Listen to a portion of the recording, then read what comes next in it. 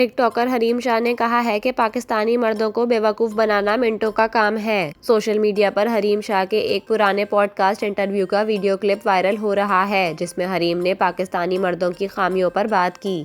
اس video clip میں حریم شاہ کا کہنا تھا کہ پاکستانی مردوں کو بیوقوف بنانا آسان کام ہے اور وہ بہت آسانی سے بیوقوف بن جاتے ہیں۔ میزبان کی جانب سے جب حریم سے اس دعوے کی وجہ پوچھی گئی تو ان کا کہنا تھا کہ پاکستانی مردوں کے بیوقوف بننے کی اہم وجہ ان کی خواہشات ہیں۔